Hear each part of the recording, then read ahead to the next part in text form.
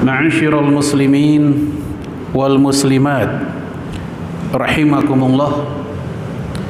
Alhamdulillah, pada pagi hari ini setelah sholat subuh, kemudian kita lanjutkan dengan mengkaji ayat-ayat Allah dan sunnah Rasulullah sallallahu alaihi wasallam.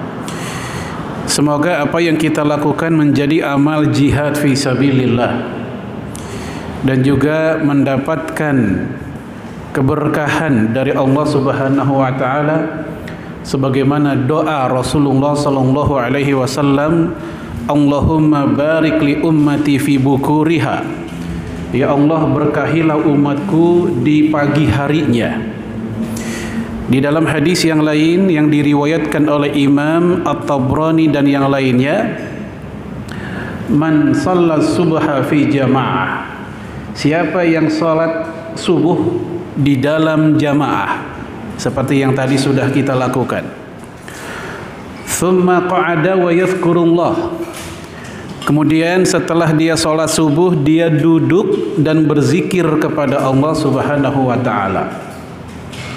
Dan berzikir dalam hadis ini dijelaskan oleh Imam Mukhtar Asy-Syanqiti, itu bisa bermakna membaca Al-Quran, juga bisa bermakna berzikir seperti yang biasa kita lakukan, atau juga bisa bermakna bermudzakarah. Mudzakarah seperti diskusi ilmu, juga termasuk di dalamnya mutala'atul kutub, mengkaji buku-buku keislaman. Itu semua masih lingkup makna yazkurullah, berzikir kepada Allah.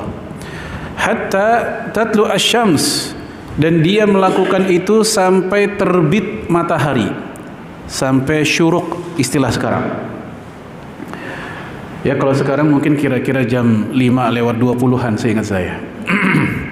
Thumma, kemudian sholat rakaatain, dia sholat 2 rakaat.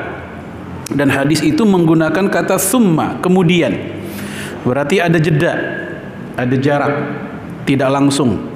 Sebab kalau langsung justru itu masih waktu-waktu al-manhiyat, waktu-waktu dilarang sholat.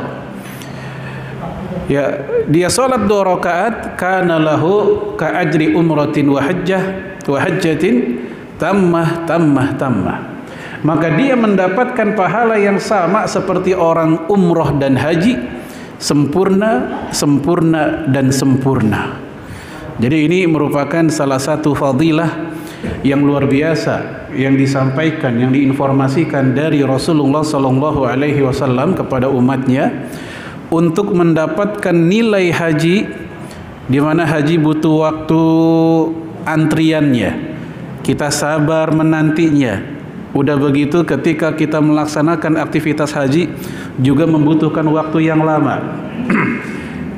Namun dengan 2 rakaat salat isyraq, ya, kita bisa mendapatkan nilai seperti haji tersebut. Walaupun para ulama berbeda pandangan tentang apakah jaraknya itu berapa. Ya, sebagian kalangan seperti Syekh Abdullah Al-Faqih dalam Asy-Syabakah Al-Islamiyah, beliau mengatakan kisaran jedanya sejak dari syuruk sampai sholatnya itu kurang lebih 20 daqiqah takriban, kurang lebih 20 menit. Sementara ulama lain mengatakan 15 menit. Dalam kitab Syarhul Mumti' dikatakan 15 menit. Ya, ini berbeda tempat. Ya, Indonesia mungkin kira-kira 15 menit. Baik. Alhamdulillah kita diberikan kesempatan untuk mendapatkan itu semua. Apalagi jika ternyata Bapak Ibu tadi sebelum subuh, misalnya kita sempat melakukan 2 rakaat sebelum subuh. Itu luar biasa. Rakaatul fajri khairun minad dunya wa ma fiha. 2 rakaat sebelum subuh itu nilainya lebih baik dibanding dunia dan seisinya. Lebih baik, bukan sama baik, tapi lebih baik. Dan di situ menggunakan khairun, bukan al-khair. Apa perbedaannya? Kalau khairun tanpa alif lam itu lebih baiknya tanpa batas. Berbeda dengan al-khair. Sama kalau seandainya ini maktab, karena meja sudah ketahuan mejanya ini dalam bahasa Arab al-maktab. Tapi kalau mejanya belum ketahuan, yang mana belum tertentu, maktabun. Dalam bahasa Inggris ada the table, ya, atau a table. Bedanya apa? Kalau pakai the itu meja udah ketara, udah ketahuan yang mana. Tapi kalau itu mejanya belum ketara yang mana. Nah, dalam bahasa Arab juga demikian. Ketika menggunakan alif lam, ya, al-maktab, mejanya udah ketahuan yang mana. Tapi kalau nggak pakai alif lam, mejanya masih umum, mana saja.